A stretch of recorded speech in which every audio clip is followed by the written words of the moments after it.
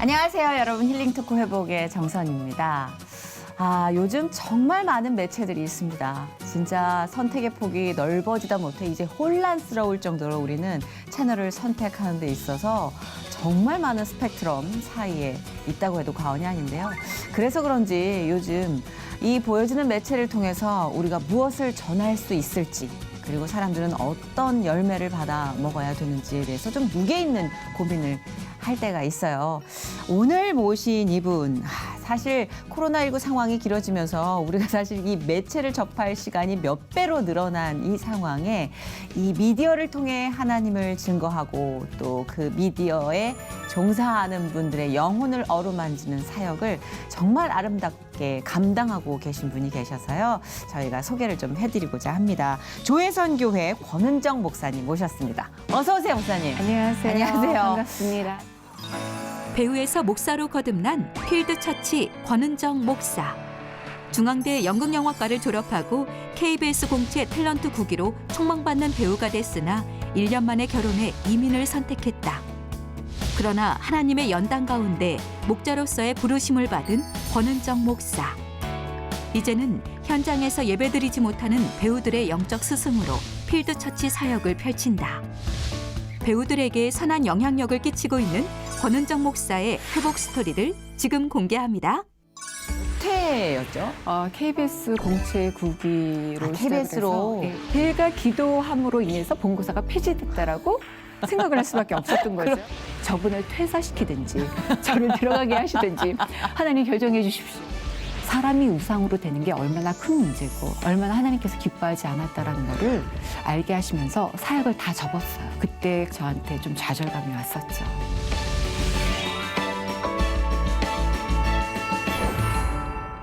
목사님이라고 호칭을 붙이기에 너무 여배우 포스셔가지고. 아니, 그렇지 않습니다. 여배우십니다. 아닙니다. 사실은 데뷔가 네. 어느 몇 회였죠? KBS 공채 9기로 KBS로. 네, 중앙대학교 연극영화과 2학년 때 네. 9기로 들어갔다가 활동을 하면서 결혼하면서 제가 좀 중단했었죠. 그 시절 또 네. 여배우분들은 결혼하면서 네. 중단하는 경우가 네. 워낙 비일비재했으니까. 그렇죠. 네. 네. 목사님으로서 목회를 감당하고 계시는데 네. 사실 이게 진짜 여배우에서 목회자로서의 길을 간다? 이 안에 얼마나 많은 드라마가 있을까 상상조차 하기 힘든데 일단 조혜선 교회는 어떤 일을 어떤 사역을 하고 있는 교회인지 소개를 좀 부탁드릴게요. 코로나 시대가 오면서 미디어의 역할이 더 이렇게 증폭되고 중요한 역할을 하듯이 네. 이 미디어는 사실 이 문화의 심장부고 또 그 시대를 대표하는 매체이기 때문에 그렇죠. 미디어 전선에서 일하고 있는 배우들의 역할이 굉장히 중요하다고 저는 생각해요. 맞습니다. 근데 간혹 그렇게 중요한 표면에 드러나다 보니까 자신의 어떤 정체성의 혼란과 또 어떤 살면서의 어떤 그 삶의 방향이 정확하게 확립되지 않으면 살다가 굉장히 그 중심을 잃고 많은 인생 가운데 좀 일들이 많잖아요. 맞아요. 그럴 때 내가 누구이고 또 우리가 무엇을 위해서 앞으로 삶의 방향을 잡아서 살아가야 되는지 그에 대해서 기독교적인 세계관이 없으면 저부터도 굉장히 좀 힘들 때가 있었거든요. 네. 그래서 그런 거에 대해서 초점을 맞춰서 우리가 또 공부를 하고 일주일에 한 번씩 성경 공부도 하고 또 일이 있을 때에는 방송국에 가서 예배도 드리고 그런 방향을 잡고 있죠. 그러니까 미디어에 종사하는 분 입장에서는 굉장히 의지가 될 것 같아요. 네. 네, 정말 이 기복이 너무 심하거든요. 그렇죠. 네, 그런 의미에서 참여하시는 분들이 굉장히 감사할 것 같은데 그러면 그 교회 중심적으로 좀 이 연예계 활동을 하는 분들이 거의 대다수겠네요. 네, 그렇죠. 연예계 아. 활동을 계속하면서 네네. 그렇지만 활동이 스테이블하게 계속되는 게 아니라 맞아요. 하다가 또 쉬고 이러니까 그럼요. 좀 고충들이 있죠. 그럴 때 맞아요. 같이 모여서 또 예배로 충전도 하기도 하고 다시 또 그 영적으로 리바이벌 시키고 그런 게 좀 저희들한테 그렇죠. 모임의 목적이에요. 감정적 기복이 워낙 노동하듯 네. 고된 직업이라 맞아요. 예, 영적으로 뭐랄까 좀 상처투성이가 된다. 그렇죠. 예, 그럴 네. 때가 많은데 그래서 사실 그분들이 건강해야 그분들을 보는 또 시청자들의 영혼도 건강해지기 때문에 그렇죠. 중요한 사역을 감당하고 계신 것 같아요. 예. 일단은 목사님이 그 기분을 알아준다라는 믿음이 또 형성이 돼 있으니까 그것도 좀 도움이 되지 않을까 싶어요. 방송을 아예 모르시는 것보다 그 활동을 하면서 그렇죠. 느꼈던 문제들을 그렇죠. 접하시니까. 그렇죠. 그러니까 네. 제가 인생을 살면서 제일 잘할 수 있는 일이 무엇일까라고 생각했을 때 네. 연기 생활을 했었던 그 시간에 하나님의 목적이 무엇이었고 왜 나를 그 시간에 부르셨는지를 생각을 한 적이 많았는데 되돌아보면 많은 양들을 그쪽에서 일하는 사람들의 마음을 어루만지고 또 함께 합력해서 나아가는 그 방향의 그 시간이 오늘 있기 위해서 먼저 부르셨고 또 훈련시키셨고 지금 와서 합력할 수 있지 않았나라는 생각을 하게 되는 것 같아요. 그러니까 가끔은 사실은 그 속에 있을 땐 전혀 모르다가 네, 지나고 나서 네. 아 이런 그림을 네. 그리셨구나. 네, 맞아요. 목사님도 그 발견을 물론 그쵸. 하셨기 때문에 이런 말씀이 가능한 거겠죠. 그렇죠. 예. 네. 그러면 신앙생활은 모태 신앙이셨어요? 아니면 어떤 이유가 있어서 또 하나님을 만나게 되신 건지? 제가 어릴 때부터 주님을 영접했는데 어릴 때 어머니가 스스로 삶을 포기하는 가정에 이제 문제가 생겼어요. 네네네. 그러면서 엄격한 아빠와 또 새어머니의 생활을 보면서 굉장히 행복하지 않았던 것 같아요. 그리고 좀 암울했던 그 청년기 안에서 좀 남보다 철이 일찍 들었다. 그래서 삶에 대해서 정말 사람이 행복하려면 어떻게 살아가야 되는지를 많이 생각했던 것 같아요. 그러다가 그 한 사람의 믿음이 굉장히 저한테 영향을 미친 게 주위에 한 분이 항상 찬송가를 불렀어요. 그리고 행복한 그 모습 속에서 어떻게 하면 행복할 수가 있고 어떻게 하면 나도 아줌마처럼 살 수 있냐고 물었을 때 교회를 나가서 주님을 영접하면 너도 인생이 아마 변할 거야 라고 얘기를 하셨는데 어린아이가 그 말을 좀 알아들은 것 같아요. 그래서 세문안 교회에 스스로 찾아가서 교회 생활을 좀 시작했었죠. 진짜. 네. 그러니까 뭔가 안에서 갈증이 계속 느껴졌는데 그것을 네, 그냥 네. 혼자. 그러니까 물론 네. 혼자는 아니었을 거예요. 하나님께서 부르셨겠지만. 네. 아, 그리고 그럼 교회 가셨을 때 어떠셨어요? 처음에? 처음에는 네. 굉장히 정말 너무나 평강했죠. 너무 좋고 아 이런 데가 있구나. 꼭 고센처럼 이런 데가 있구나. 내 삶이 여기에서 변화될 수 있구나라고 생각을 했지만 인격적으로 주님을 만난 게 아니라 율법적으로 이제 신앙생활을 시작했고 또 바른 성경 안에서 하나님을 만난 게 아니기 때문에 굉장히 기복적이고 뭔가 또 다른 멍해를 지는 기분, 잘해야지 하나님한테 축복을 받을 수 있을 것 같고 네, 맞아요. 굉장히 신앙생활하는 게 고달팠어요. 그래서 그랬죠. 예. 오히려 고달픈 눈치를 계속 보는 것 같은 예, 느낌? 그랬죠. 그러셨구나. 그러다가 그렇다면 조금은 이제 시즌의 변화가 네. 올 만한 일들이 있으셨는지 인격적인 하나님은 언제 어떻게 만나셨는지도 궁금해요. 인격적으로 우리 주님을 정말 만날 수 있었던 게 하나님으로 생각하는 그 하나님이 여호와 하나님으로 저한테 다가왔던 시간이 있었는데 그게 제가 고등학교 때 공부를 아주 못했어요. 그래가지고 제가 80학번이어야 되는데 네. 시험에 낙방을 한 거죠. 그래서 내가 본고사가 있는 한 대학교를 못 가겠다. 그 결정이 딱 들면서 제가 한 달 동안 하나님한테 굉장히 기도를 진짜 갖가지로 기도를 여러 방향으로 했던 것 같아요. 하나님이 저를 대학교만 보내주신다면 네. 제 삶의 결단을 내리고 내가 이렇게 저렇게 살겠다라는 어떤 하나님한테 각오로 기도를 진짜 열심히 했는데 한 달 뒤에 8.1학번부터 본고사 폐지라는 큰 대서특필이 신문에 난 거예요. 네, 네. 그래서 저는 그 즈음이구나. 제가 기도함으로 인해서 본고사가 폐지됐다라고 생각을 할 수밖에 없었던 거죠. 그렇겠네, 진짜. 네, 그래서 진짜 소위 와, 어떡해. 한마디로 대박. 그래가지고 그때 처음 인격적으로 하나님이 저의 부족함을 불쌍히 여기시고 정치적으로, 사회적으로 그 시스템을 만들었다라는 생각을 안 할 수가 없었던 거예요. 그래서 예비고사 하나로 제가 대학교 가는 첫 케이스였던 것 같아요. 그랬구나. 예, 그러면서 하나님을 만났죠. 어머, 진짜 너무 놀랍다, 예, 진짜. 예. 많이 놀라셨겠네요. 심히 놀랐습니다. 진짜로. 왜냐하면 정말 네. 지축이 흔들릴 만한 큰 네. 일이었고 그 네, 당시에 네, 네, 네. 그런 교육제도가 한번 바뀔 때마다 얼마나 난리가 납니까. 그렇죠. 네. 예. 그러셨는데 연극영화과를 지망하셨잖아요. 네, 네, 네. 그렇다면 어렸을 때부터 그런 끼와 재능이 좀 네. 남달랐고 아까 말씀하신 잠깐의 얘기 속에서 스쳐 지나간 가정사에도 역시 그 감정적인 영향력이 네. 어느 정도 있었을 것 같은데 연극영화과를 지망하게 된 어떤 뚜렷한 원인이 그 당시에 있으셨나요? 아니면 어떤 목적과 목표가 전혀 없었어요. 그죠? 제가 시집을 잘 가려면 대학교를 잘 가야 되는데 그 목적을 따라서 간 것이었는데 네. 계기가 있었던 거는 중학교 때 세문안교회를 다니면서 네. 세문안교회의 전도를 목적으로 한 문학의 밤 같은 게 있었어요. 음. 거기에서 제가 별을 따라 꿈을 쫓는 아이들이라는 1인 다역의 모노 드라마를 했는데 네네. 그때 당시는 그게 좀 획기적으로 누군가 들었을 때 좀 신기했던 것 같아요. 그런데 그때 당회자 목사님께서 지하에서 사무실에서 제가 하는 걸 들으면서 여러 명이 연극을 한다라고 생각을 하셔서 올라와 보셨는데 혼자서 막 이렇게 종알종알 하는 게 너무 기특해 보였는지 네. 끝나기까지 기다리시면서 너 참 재주가 많구나 하고 이렇게 칭찬을 하신 거죠. 네. 그 칭찬 한마디가 저에게 꿈을 실어줬던 것 같아요. 그래서 고등학교 가가지고 3년 동안 방송반을 하고 그 방송반에 어울리는 대학을 갈 수 있는 목적을 따라가는 게 연극영화과라는 선택이 있었던 것 같았어요. 그 칭찬이라는 네, 게 참. 예. 그렇죠. 예. 한 사람의 선한 영향력이 네. 한 소녀의 꿈을 실어주고 거기에서 인생이 터닝 포인트가 되는 어떤 일이 있었던 것 같아요. 그렇네요, 예. 진짜. 그 지금도 아마 그 기억들이 다른 미디어에 종사하는 다 후배님들, 네, 또 성도들을 예. 어루만지는 또 자양분이 되지 않았을까. 예, 그래서 저는 네. 많은 사람한테 그게 거짓말은 아니지만 정말 칭찬을 아끼지 않으려고 노력을 해요. 제가 그걸 너무나 많이 느꼈기 때문에 한 사람의 선한 영향력이 한 사람의 인생을 굉장히 돌파할 수 있도록 열어주는 문이 된다라는 걸 제가 경험했기 때문에 되도록이면은 칭찬. 그래서 칭찬. 이렇게 박수를 많이 네, 물개 드립니다. 박수. 네, 잘했다, 잘했다. 진짜 그런 기운이 나요. 네, 네, 네.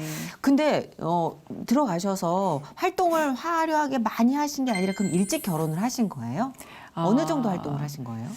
방송국에 들어간 이유가 네. 어떤 꿈을 쫓지는 않았지만 그 들어가게 하신 이유가 아주 특별했던 것 같아요. 왜냐하면 제가 국풍 80일이라는 그 행사가 81년도에 있었는데 네네. 그 행사에 중앙대학교 연극영화과 학생들이 다 이렇게 동원돼야 되는 아하. 그런 어떤 행사였어요. 네네. 그런데 나라랑 같이 KBS랑 같이 이걸 협력해서 하는 거였기 때문에 일주일 동안 여의도 광장에서 굉장히 어렵게 저희가 연습을 했어야 됐었거든요.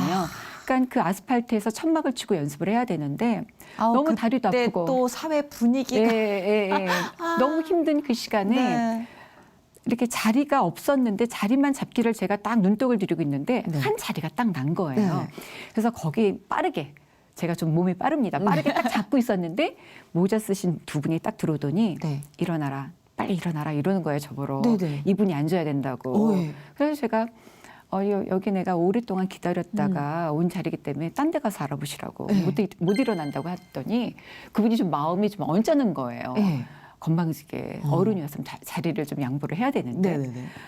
그래서 제가 못 일어난다 그랬더니 어느 학교 누구냐고 딱 물어보시는 거죠. 너무 당당하게. 네. 그래서 어느 학교 누구라고 제가 저를 좀 밝히니까 넌 어디 두고 보자 그러고 나가시는데 저는 그 사람이 좀 이상했어요. 그때 당시에는. 네네. 그랬는데 이상하죠. 그 다음에 KBS 국기 공채 탤런트 시험에 모집이 있어서 KBS에다가 그 공고를 내고 제가 서류를 딱 내고 왔더니 네. 이윤선 PD라는 분이 저를 찾는다라고 그런 연락이 온 거예요. 네. 그래서 KBS 방송국에 갔더니 그분이 내려오셨어요. 네. 근데 그분이 바로 1년 전에 국풍 80일에서 저한테 화를 냈던 모자 썼던 그 아저씨들이었던 거예요. 어머, 세상에. 그랬더니 너 원수는 외나무 다리에서 만나. 너 잘 됐다. 너 이제 떨어졌으니까 가봐. 이러는 거죠. 그래서 네 안녕히 계세요. 그리고 이제 딱 왔는데 네네. 어떻게 할 수는 없고 기도를 했죠 또. 대학교를 움직이신 하나님께서 네. 저분을 퇴사시키든지 저를 들어가게 하시든지 하나님 결정해 주십시오. 제가 이 땅에 선한 영향력을 미치는 그 한 사람이 되겠습니다. 도와주십시오 하고 열심히 기도를 했는데 뒤돌아보면 그분께서 조금 이렇게 본배가 없고 이렇게 좀 건방졌지만 배심도 있고 똑부러져서 제가 방송국에서 일을 하면 열심히 일할 수 있을 거라고 생각을 해서 그분이 오히려 붙여주시는 조력자가 돼서 하나님이 그분을 그 시간에 세우시는. 어머 세상에. 사실 제 미모 가지고 될 수는 없었어요. 아유 왜 그러세요? 그런데 예. 정말 그분이 도와주셔서 4차까지 무사하게 한 번에 붙을 수 있는 그런 일이 있었던 거죠. 너무 드라마틱한데요, 진짜. 와 이런 네, 일이 네. 그러니까 정말 그럴 때가 있어요. 네, 너무 저 사람은 네, 나를 네. 싫어해, 나하고는 네. 반대 사이드에 네. 있어라고 확신했는데 그 사람을 통해서 일을 하시는 하나님을 발견할 때가 있거든요. 그래서 인생은 능력으로 되는 게 아니라 소름. 누군가의 도움, 우리 하나님의 역사하심에 따라 그렇네요. 그 때가 찬 경륜이 있으면 문을 여시는 걸 제가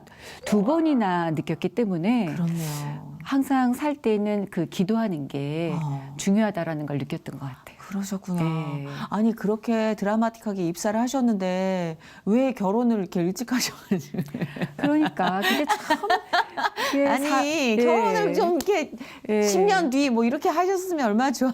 예, 방송국에서도 끝까지 그냥 방송국에 있을 거라고 생각을 해서 뽑아놨더니 예. 그냥 뜨문뜨문 오더니 이제 딱 없어진 거죠. 근데 저런. 제가 제 인생의 목표가 이제 가정적으로 좀 불안정하고 좀 힘들었기 때문에 결혼을 잘하는 게 목표였다고 말씀드렸잖아요. 뭔지 너무 알죠. 예. 그래서 고등학교 2학년부터 남편 기도를 했어요. 아. 남편 기도를 할 때 7가지를 놓고 조목조목 하나님한테 고등학교 2학년 때부터 기도를 했는데 그 기도대로 남편을 만난 거죠. 그 기도대로 만나가지고 하나님이 주신 짝이라는 걸 의심하지 않을 수 없어요. 의심을 안 했어요. 그래서 7가지 중에 하나도. 한 가지도 아주 근데 그름없이. 되게 7가지면 굉장히 촘촘하게 세우셨네요. 네, 네. 촘촘하게 아주 인간적으로 세워서 딱 기도를 했더니 7가지가 정확하게 맞았지만 10,000가지가 틀렸어요. 그냥 모든 게 달랐어요. 아 그게 결혼이라고 하지 않습니까? 예.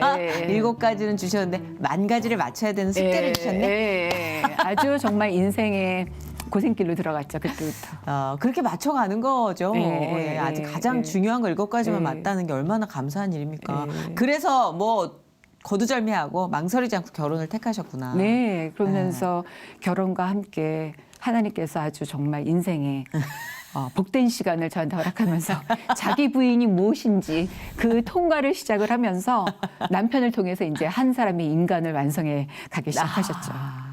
그 누군가 그런 얘기를 하더라고요. 남편과 결혼한 지 10년 정도 됐을 때 주님을 더 사랑하게 됐다라는 고백을 네. 남편도 역시 그럴 것이다라는 네. 고백을 했었는데 그렇죠. 그렇게 네. 또 이 사역이라는 게 여러 배경이 달라지지 않습니까? 네. 여배우로서의 사역보다 한 네. 와이프로 또 네. 뭐 아이들의 엄마로 네, 사역을. 네.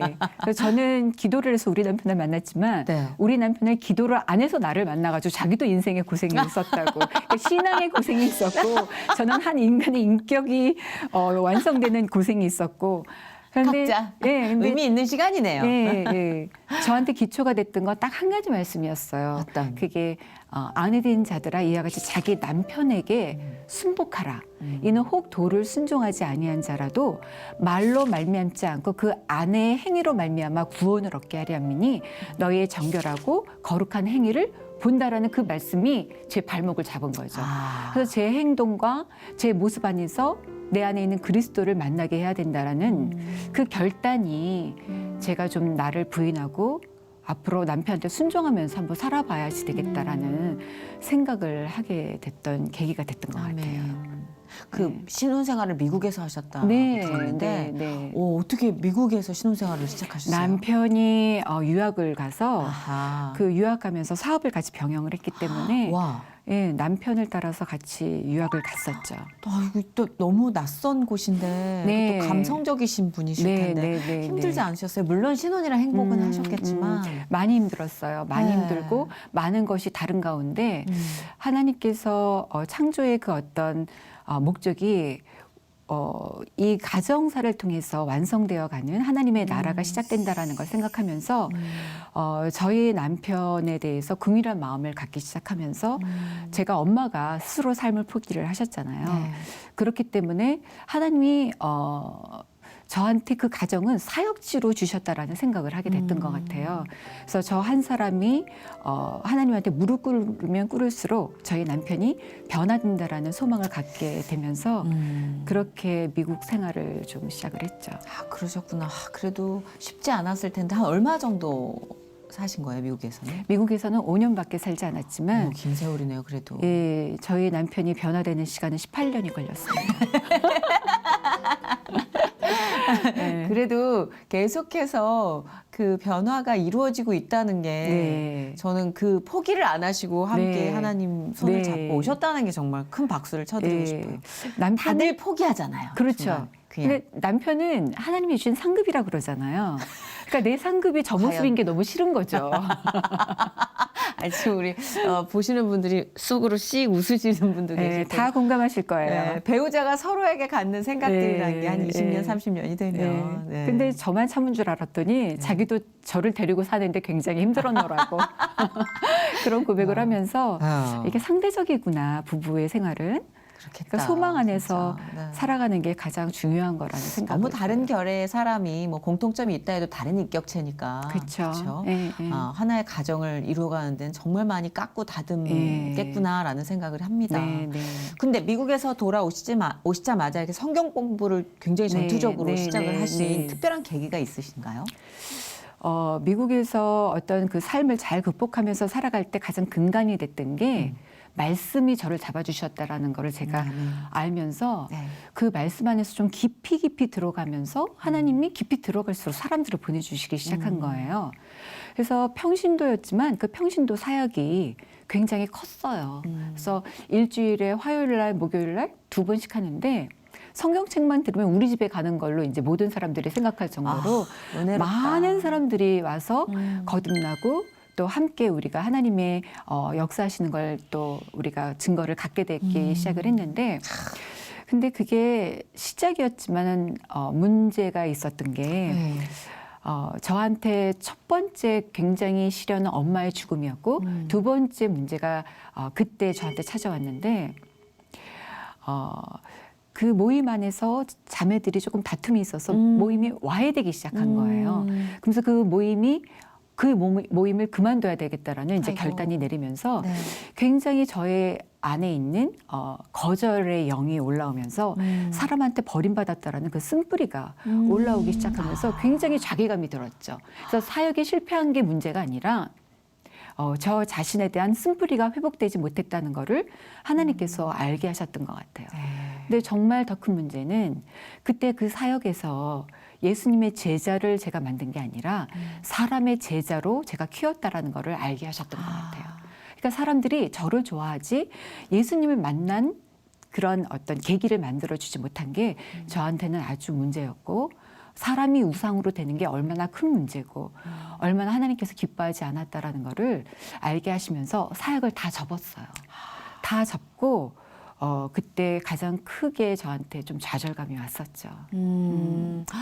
그 말씀하신 쓴뿌리가 뭔지 너무 알 것 같아요. 진짜 다 됐다, 네. 돼간다 네, 즈음에 네, 치고 네. 올라오는. 네. 그러니까 저한테는 그 거절의 영, 그러니까 부모님한테 어떤 버림을 받았다라는 그 거절의 영이 계속 있는 가운데 어떤 사람의 독선과 어떤 고집이 치유되지 않은 채 사역이 계속되고 있었던 것 같아요. 그러니까 사람한테 인정받고 그 사람들이 나를 인정하고 좋아하는 그게 너무 좋았던 거죠. 그러니까 사람의 제자를 키웠지만 예수님의 제자로 제자화시키지 못한 게 문제라는 거를 하나님이 이제 드러내야 되는 시간이 됐기 때문에 그걸 수면 위에 하나님께서 발견하시게 된 것 같아요. 그러니까 문제가 많았죠. 근데 저한테도. 그 문제를 정면으로 발견하고 네. 직시하고 네. 그리고 그 나아지려는 어떤 모든 일련의 과정들이 네. 저는 성장이라고 생각하거든요. 맞아요. 네. 맞습니다. 정말 네. 그 계절을 또 지나 네. 성장을 시키신 네. 거잖아요, 하나님이. 네네네네. 의지가 됩니다. 왜냐하면 네. 아직까지 쓴뿌리가 있는 자로서. 그럼요. 하나님은 한쪽 문을 닫으면 한쪽 문을 여시더라고요. 그래서 그렇네요, 진짜. 그때 문제가 있었지만 하나님이 돌파구를 주셨던 것 같아요. 어떤 일련의 고난과 연단을 겪고 계실 때 좀 음. 도움이 될 만한 어떤 존재나 그런 컨텐츠가 있으셨나요? 네, 그때 당시에 굉장히 좌절감 때문에 너무 마음이 슬프고 힘들었는데 성경이 읽어지네라는 그 이희실 사모님의 어떤 그 성경 사역원에서 하는 성경 공부가 있어요. 근데 우연히 온누리교회에서 네. 그게 이제 강의가 있다고 해서 가장 힘들 때 제가 거기를 찾아갔죠. 그래서 정말 수천 명이 모이는 가운데 그 공부를 했는데 이 공부가 정말 재밌다. 그리고 정말 하나님이 실존적으로 살아계시고 우리 하나님이 어떤 분인지를 제가 처음부터 구체적으로 공부하고 싶다라는 마음의 어떤 열정이 생겨서 그 공부를 시작을 했어요. 그러면서 모든 것을 다시 시작해야겠다라는 결단과 함께 그 공부를 시작하면서 더 깊이 공부하고 싶어서 그 성경 사역원에서 찾아가가지고 공부를 하면서 네. 강사가 되고 싶다라는 생각이 들었죠. 와. 그래서 공부를 아주 오래 했어요. 그래서 마지막 강사 시험에 패스하는 졸업고사에서는 네. 목사님하고 평신도 하고 그때 90명의 공부를 했는데 네. 정말 말도 안 되게 1등 하셨다면서요? 1등 했어요. 평생에 처음. 그러니까 제일 놀란 게 누구겠어요? 저죠. 그래서 제가 고등학교 때 공부 안 하셨다고? 네, 너무 놀래서 와. 졸업식에 못 갔어요. 진짜요? 괜히 창피한 거예요. 사람들이 그때만 해도 이제 자격지심이 너무 많아서 제가 무슨 1등을 해? 이럴 것 같은 느낌? 왠지. 예. 그래서 그 졸업식 날 조용히 하나님한테 기도를 했죠. 제가 좀 그걸 알아야지 해결을 받아야 될 것 같은 기분? 하나님 제가 왜 1등을 했는지 너무 공부도 잘하시는 목사님 훌륭하신 분들이 많은데 단지 외워서 저는 썼을 뿐인데 하나님 저 그 이유를 좀 알아야겠습니다 라고 기도했을 때 예수님이 부활하신 후에 베드로에게 찾아오셨잖아요. 네. 베드로에게 찾아오셔서 정말 예수님을 3번 부인한 베드로에게 얼마나 자괴감과 어떤 그 사역의 실패 그리고 많은 사람이 조롱했을 거라고 저는 생각해요. 그 베드로에게 네가 나를 사랑하느냐 내 양을 치라고 3번 말씀을 하셨잖아요. 네. 그 말씀을 하나님께서 조명해 주셨어요. 그러면서 저한테 네가 부족하지만 네 마음을 다 들여서 나한테 보인 것을 알고 여러 훌륭하신 분들이 있지만 내가 너에게 다시 기회를 주신다라는 마음을 주시면서 실패한 사역 위에 내가 너를 다시 불러서 내 사역을 맡긴다라는 사인을 주시는 거예요. 그러면서 이제는 일어나라는 마음을 이렇게 주시면서 그 사랑으로 저를 안아주시는 그 마음을 그 새벽에 받았어요. 그래서 이거는 내가 잘해서 주신 게 아니라 하나님이 그 여러 사람 중에 가장 이 사랑과 이 사인이 필요한 게 나였구나. 그래서 그때 일어나는 계기가 됐던 것 같아요. 그게 7년 만이에요. 이게 7년 동안 사람을 다 관계를 끊고 숨어서 공부하면서 정말 사람들과 만나고 싶지 않고 자신감이 없고 다 실패했다라는 그 마음을 가지고 너무 슬펐는데 하나님께서 7년 만에 그렇게 마음을 주시면서 이제 괜찮으니 일어나라. 내 양을 치라. 그 마음을 주셔서 왜 내가 1등 했는지 알았죠. 많이 우셨겠다. 그 예. 기도하시면서 예, 그 교만할 미닝을. 수가 없어요, 저는. 그러니까 예. 그 어쩌면은 이게 순서상 목회자로서 이렇게 부르신다라는데 그 부르심에 응하는 그 과정이 너무 자연스럽게 네. 이렇게 되면은 네. 사실 거기서 1등 하시면 성경 가르치셔야 되고 네네네네. 그렇죠? 네네. 그 목회자로서 특별한 결단을 갖게 된 뭐 계기가 있으신 거예요? 아니면 이렇게 자연스럽게 수순에 의해서? 그래도 제일 네. 싫은 게 전 목회자 되는 거였거든요. 이게 사실은 네. 너무 훌륭한 사역이지만 네. 너무 고됨을 알기에 네. 저희도 섣불리 목회자 네. 이런 느낌이잖아요. 그렇죠. 맞아요. 네. 학교 다닐 때도 얘 꼭 전도사 같아 이러면 전도사? 근간을 딱 세워서 절대 더 가까이 가지 않게 그렇게 늘 행동을 했는데 제가 성경 강사로 한 강남의 교회 가서 신약을 가르쳤는데 네. 그 목사님께서 저에게 너에게는 목회자의 사명이 있고 콜링이 있으니 조용히 기도해보고 이제는 목회자의 길을 가는 것이 어떻겠냐라고 저에게 권면하시는 거예요. 너무 머리가 아팠죠. 그리고 제 한켠에는 좀 화가 났었어요. 7년 동안 내가 이렇게 공부만 하고 이렇게 정말 세상과 두물분출하면서 고생을 했는데 하나님 도대체 저한테 왜 이러시는 겁니까? 저는 목회자로는 갈 수 없습니다. 한 아내의 부인이고 그다음에 자녀의 엄마로서 하나님 목회자라니요. 그리고 저는 이제 방송 일을 하고 싶습니다. 그렇게 너무 그게 마음이 힘들었는데 10일 동안 제가 한번 진지하게 기도를 해봤어요. 네. 그래서 제가 하나님 그렇다면 저희 남편이 여기에서 기쁜 마음으로 기꺼이 저를 서포트하고 그것을 승낙한다면 사인으로 알겠습니다. 라고 기도하고 조용히 이제 남편한테 한번 말을 꺼내봤죠. 네. 그때 남편이 너 공부하기 좋아하니까 한번 해봐. 야 재밌다. 네가 목회자가 되면 나는 사부가 되는 거네. 그리고 막 또 웃는 거예요. 그래가지고 그럼 나 그 공부해도 되나? 그랬더니 해봐. 어때? 괜찮은데? 그래가지고 제가 그 대답이 너무 힘들고 싫었어요. 그냥 가지 말라는 거지. 또 이게 뭔 일인가. 왜 평소와 다르지? 이 리액션이? 평소와 뭐가 이게 다른 건가. 그래서 제가 조금 머리가 좀 아프면서 이거 어떻게 해야 되지? 그러면서 정말. 햇불 트리니티 공부를 했는데 정말 쉽지 않았어요. 이게 또 다르던가요? 너무 힘들었어요. 왜냐하면 우리 모든 성도들이 다 해야 되는 공부라고 저는 생각을 하는데 가장 행복한 시간이었지만 헬라어하고 히브리어 하는 게 너무 어려웠어요. 저는 영어도 못하는데 헬라어하고 히브리어 공부하는 시간이 너무 고달팠고 네.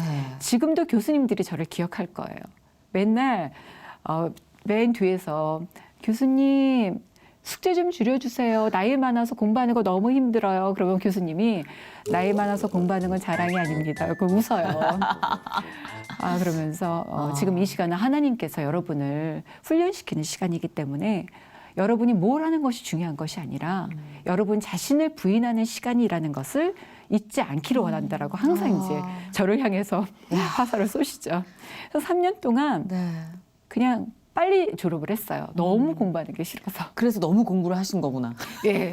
그래서 너무 되게 밤새워서. 특이한 경우인데요. 예. 공부하는 게 예. 너무 싫어서 너무 열심히 예. 공부하는. 빨리 졸업을 해야 되니까. 그렇습니까? 맞아요. 아니 남편분께서는 네. 어떠세요? 이제 목사님이 되셨잖아요. 저희 남편이 네. 장로가 됐어요. 네? 저희 남편이 장로가 됐고, 진짜요? 예, 저희 남편이 대박. 동역자와 같이 와. 같이 지금은 교회에서 한 부부를 우리 남편은 남편을 상담하고 저는 네. 아내를 상담하고 상담도 하면서 와. 굉장히 조력자가 되고 정말 합력해서 선을 이루는 가정이 우와. 뭔지를 알게 하셔서 남편을 보면 너무 감사하죠. 진짜. 예, 그리고 작품이시다. 예, 하나님의 작품이에요. 작품이시다. 예. 사람은 반드시 변하는 것 같아요. 예, 그래서 남편이 너무 변화되어서 그게 너무 감사하고 많은 것을 후원하고 또 이해하고 또 목회할 때 충분히 그 시간을 갖고 물질적으로도 서포트를 해주고 와. 그래서 모든 부인들한테 저는 얘기하고 싶어요. 가장 부인에게 좋은 조력자는 남편이기 때문에 네네. 남편을 위해서 많이 기도해라. 예. 아니 그거는 설득력이 있는 말씀인 것이 20년 가까이 전쟁 아닌 전쟁을 치르셨다는 아까의 증언이 네. 있으셨기 때문에 네네네네. 예, 그 전투를 치른 분 네. 같은 전우애로서 네, 네, 교감이 네. 될 것 같아요. 네네네. 전혀 모르는 사람이 네. 얘기하면 아유 뭐야 막 이렇게 네. 살아봐 이럴 수 있지만 네네네. 사람마다 그 결혼 생활을 통해서 하나님께서는 완벽한 가정을 서로가 도우면서 이루시기를 원하지 완벽한 사람이 만날 수는 없어요. 근데 다 결혼에 어떤 그런 그 자기 어떤 꿈을 가지고 있잖아요. 네, 근데 맞아요. 인간적인 꿈을 내려놓으시고 하나님이 그 가정을 통해서 뭘 원하시는지를 똑바로 리딩을 한다면 어쨌든 우리가 남편은 하나님이 주신 선물이기 때문에 네네. 기도하고 만났던 안 만났던 거기서부터 시작을 해야 되는 거거든요. 그러니까 뒤에 있는 것을 잃어버리고 네. 앞에 있는 것을 잡으려고 표대를 향하여 그리스도 예수 안에서 아멘. 부르심을 향해서 나아가는 것이 우리의 할 일이 아닌가 저는 그렇게 생각해요. 되게 아름다운 선교지네요. 휴양지인 줄 알았더니 선교지네. 그렇죠, 그렇죠, 그렇죠. 낭만적인 선교지네요. 그렇죠. 그래서 앞으로는 예비 부부 학교를 좀 해보려고 그래요. 괜찮을 것 같아요. 왜냐하면 준비가 되셨고 준비를 네. 시키셨으니까. 네네네. 왜냐하면 저는 이제 어머니랑 같이 사는데 아무리 사랑하고 친밀한 관계도 예수님이 안에 안 계시면 전쟁이에요. 맞아요. 너무 맞아요. 다른 자아가 네. 계속 부딪혀요. 그 세계관에 부딪히면 네. 만만치 않죠. 그러니까 부부관계에 반드시 예수님이 중재를 해주셔야 된다고 저는 생각하기 때문에 맞아요. 네, 그 표대들이 역할을 해주셔야 된다고 생각해요. 삶의 축이 예수가 아니면 누구든지 살 수 없어요. 그렇네요, 진짜. 네. 근데 그렇게 오시면서 이렇게 평성도로서 삶을 살 때와 또 목회자로서의 삶이 무게가 다를 것 같은데 특히 또 성경을 가르치거나 설교를 하실 때 무게감이 남다르지 않을까 싶어요. 평신도는 네. 선생님이죠. 근데 이 땅에 선생님 많지만 아비와 같은 자들이 없잖아요. 근데 제가 목회 안수 받고 이제 하나님을 하리라 딱 그랬는데 네. 하나님께서 또 한수를 두신 게 네. 건강이 나빠지기 시작했어요. 아우, 어떡해. 그러니까 제가 뭘 할 수가 없는 거예요. 여기가 아프면 저기가 나쁘고. 그러니까 그게 좀 에이징이라고 말하기에는 좀 그렇듯이 좀 이렇게 여러 군데가 아프기 시작을 하면서 하나님이 저 자신을 좀 더 깊이 성찰하고 내 아픔을 통해서 더 낮추시고 제 심령을 찢으시는 시간 그리고 많은 사람들의 어떤 고통과 아픔을 좀 이렇게 교통하기를 원하시는 시간을 먼저 갖게 하셨던 것 같아요. 그래서 어떤 사람들의 부족함, 사람들의 아픔을 충분히 교통하면서 내가 목회하기 위해서는 가장 중요한 거는 잃어버린 한 양을 위해서 내가 얼마만큼 최선을 다해야 되고 선을 행하되 낙심하지 말지니 때가 이르면 하나님께서 열매를 맺는다라는 거를 반드시 나를 보면서 잊지 말아야겠다. 나를 포기하지 않고 이렇게 끝까지 끌어가시는 하나님의 그 사랑이 뭔지를 늘 기억해야겠다라는 그 시간을 또 갖는 시간이 있었어요. 예, 그래서 아비된 자로의 자격을 갖추기 위해서 네, 그 아픔과 그 네. 시련이 무엇인지를 보게 하신다는 게 그런 것 같아요, 진짜. 네, 너무 많이 아팠고 힘들었던 시간을 통과하면서 하나님은 부족하지만 그 자리에서 있는 그 모습을 받으시고 또 그 사람에게 내가 능력이 있어서 그 일을 행하는 게 아니라 예수님이 계시기 때문에 우리는 그 일을 할 수가 있고 예수님이 부활하심으로 말미암아 우리가 그 권능을 받아서 믿기만 하면 할 수 있는데 우리가 뭔가 내가 산 것이 아니라는 것을 자꾸 잊는 거예요. 그렇죠. 그러니까 내 안에 잊어요. 그리스도께서 사신 거라는 네. 것을 하나님께서 저한테 각인시켜주는 시간이 또 있었던 것 같아요. 와, 이제 사실은 코로나19 시기에 진짜 많은 분들이 갈 곳을 잃었어요. 그러니까 이게 정서적인 갈 곳, 아주 심각하게 진짜 사는 거주지 이외에 정서적으로 방향을 잃은 많은 분들, 이제 많은 양들을 만나게 되시고 지금도 그러실 텐데 그분들께 그 경험에서 우러나오는 말씀을 하나 해주신다면 어떤 말씀을 전하고 싶으세요? 코로나 이 시기가 오면서 모든 사람들이 팬데믹의 타임을 가졌잖아요. 네. 근데 저는 이 코로나가 오면서 이게 마지막 때의 리허설과 같은 시간이라는 생각을 했어요. 우리 어떤 사람의 능력과 어떤 생각과 어떤 모든 것을 동원해서 될 수 없는 것을 하나님께서 이 마지막 때에 우리에게 알게 하시는 게 아닌가라는 생각을 하면서 이제는 우리가 인생은 선택하는 것이지만 우리가 이 시점에서 선택의 시간이 왔다라는 생각을 하면서 우리가 부르심을 위해서 부르심에 합당한 삶을 살아갈 것인지 아니면 우리가 생존을 위해서 살아갈 것인지 우리가 여기서 잘 선택해야 된다는 생각을 했던 것 같아요. 그래서 여태까지는 신부로서 예수님이 다시 오시는 그 시간에 우리가 정말 예수님께 그 나아가는 그 모습으로 나아가는 게 아니라 이제는 용사와 같은 우리가 훈련된 자로서 이 시대를 앞서가는 정말 그 믿음 안에서 우리가 나아가는 자들이 되어야 되는 시간을 하나님이 우리한테 요구하시는 게 아닌가라는 생각을 하면서 우리 조혜선교회 많은 친구들에게도 이제는 우리가 모든 것을 리셋할 수 있는 시간이 왔다.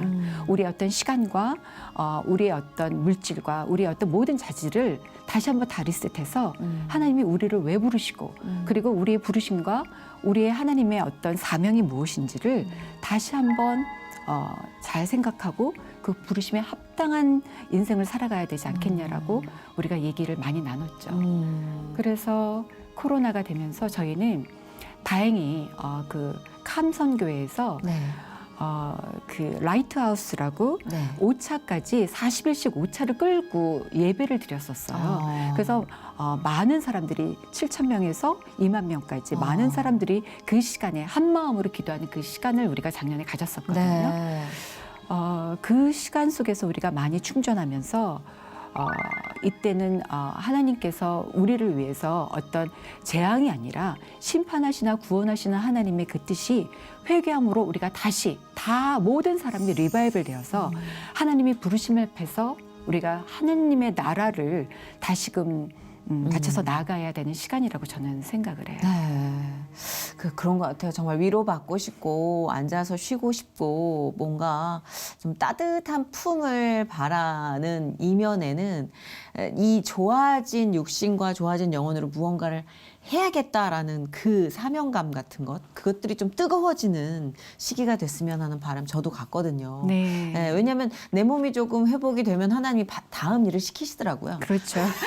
그러니까 이제 자 이렇게 안 그쵸, 하시고 그쵸, 이제 자 그쵸. 이제 나가자 그쵸. 이렇게 하시더라고요. 네네네. 그래서 아마도 코로나 이 비상 시국에 정말 많은 크리스찬들이 대외적으로 사실 크리스찬들의 이미지가 좀 많이 안 좋아지고 있는 상황이지만 그래서 더 우리가 내면적으로 강해져야 되는 때가 아닌가. 맞습니다. 그런 생각합니다. 오늘 목사님 말씀 들으면서 뭔가 또 피가 뜨거워지는 것을 느끼는데 이게 그냥 뜨겁기만 하고 끝나면 안 될 텐데 말이죠. 네.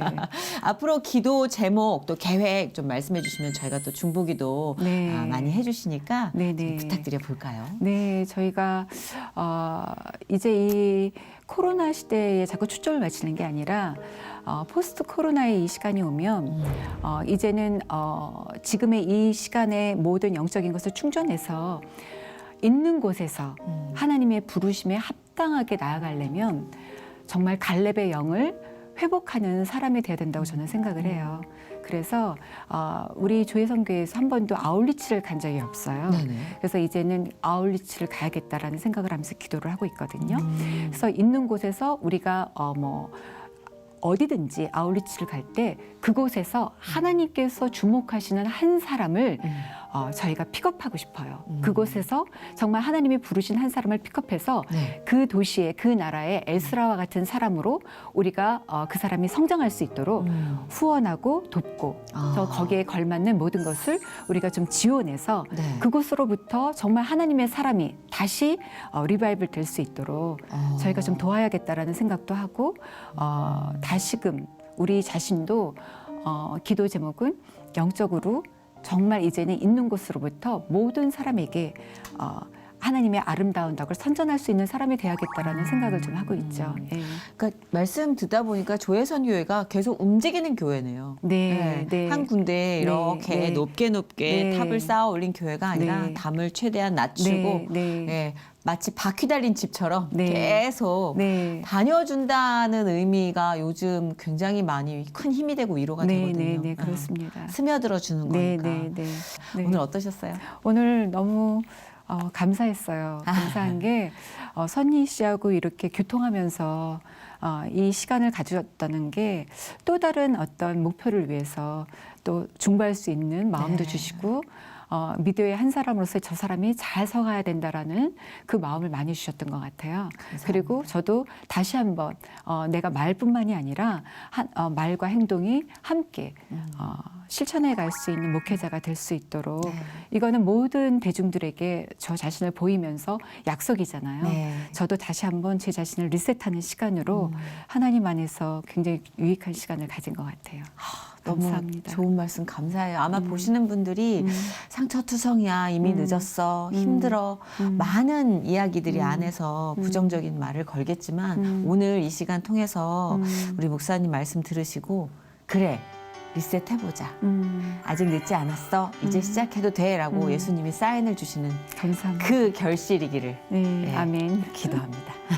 감사합니다. 너무 감사드리고요. 네. 오늘 복된 시간 허락해 주셔서 하나님께 제 1차로 감사드리고 우리 조혜선 교회를 위해서도 조혜선 교회를 위해서도 너무너무 열심히 기도를 하겠습니다. 감사합니다. 불러주셔서 고맙습니다. 고마워요. 아유, 고맙습니다. 감사합니다. 목사님 축복합니다. 감사합니다. 네.